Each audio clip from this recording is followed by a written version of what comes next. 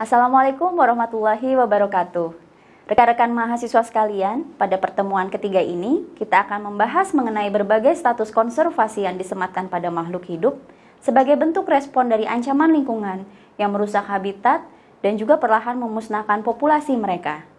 Status tersebut diantaranya adalah status konservasi IUCN Red List, status perdagangan CITES, dan status flora fauna yang dilindungi menurut Peraturan Kementerian Lingkungan Hidup dan Kehutanan Nomor 106 Tahun 2018.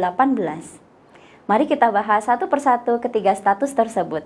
The International Union for Conservation Nature Red List of Threatened Species atau yang biasa kita singkat dengan IUCN Red List dikembangkan sejak tahun 1964, menjadi sumber informasi terlengkap di dunia mengenai status konservasi global, spesies hewan, jamur, dan tumbuhan. IUCN Red List mengatur 9 tingkatan kepunahan dari spesies, di antaranya punah di alam, kritis, genting, rentan, mendekati terancam punah, resiko rendah, kurang data, dan tidak dievaluasi.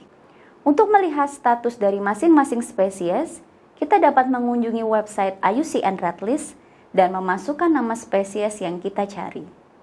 Misalkan, saat mencari data penyu, kita akan menemukan status konservasi ketujuh jenis penyu yang ada di dunia.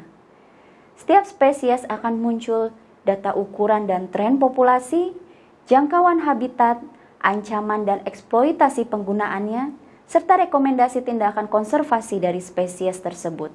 Terhitung lebih dari 32.000 spesies terancam punah telah didata dalam IUCN Red List. Padahal, angka tersebut masih 27% dari semua spesies yang ada di bumi. Harapannya IUCN Red List dapat digunakan sebagai landasan regulasi bagi setiap negara untuk melestarikan dan melindungi sumber daya alam yang hidup di negaranya. The Convention on International Trade in Endangered Species of Wild Fauna and Flora atau biasa kita kenal dengan CITES merupakan perjanjian internasional yang berisi regulasi perdagangan satwa liar. CITES mulai diberlakukan pada tahun 1975 berdasarkan hasil keputusan perwakilan 80 negara anggota IUCN atau The World Conservation Union. Setiap tahun, perdagangan satwa liar internasional diperkirakan bernilai miliaran dolar dan mencakup ratusan juta spesimen tumbuhan dan hewan. Harapannya, melalui CITES seluruh pemerintah di dunia memastikan bahwa perdagangan internasional spesimen hewan dan tumbuhan liar tidak mengancam kelangsungan hidup mereka. Pada regulasi CITES terdapat 3 tingkat perlindungan bagi flora fauna, di antaranya Appendix 1 yang berisi data spesies terancam punah yang tidak diperbolehkan untuk diperdagangkan atau hanya boleh diperdagangkan dalam keadaan luar biasa. Appendix 2 mencakup spesies yang tidak selalu terancam punah, tetapi perdagangannya harus dikendalikan untuk menghindari pemanfaatan yang tidak sesuai dengan kelangsungan hidup mereka. Appendix 3 berisi spesies yang dilindungi setidaknya satu negara yang telah meminta bantuan pihak CITES lain dalam mengendalikan perdagangannya.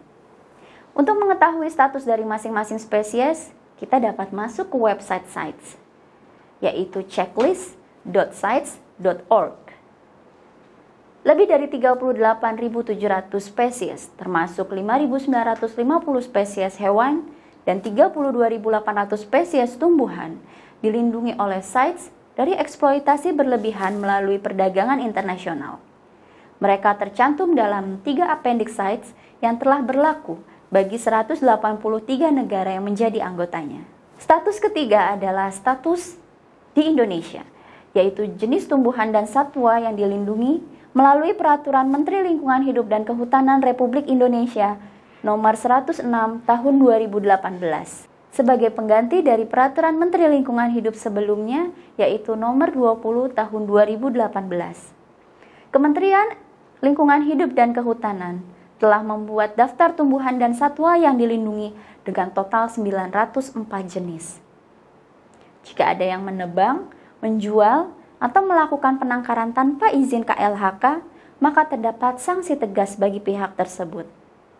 Itulah ketiga status konservasi bagi flora, fauna, dan juga jamur baik perlindungan secara internasional maupun nasional.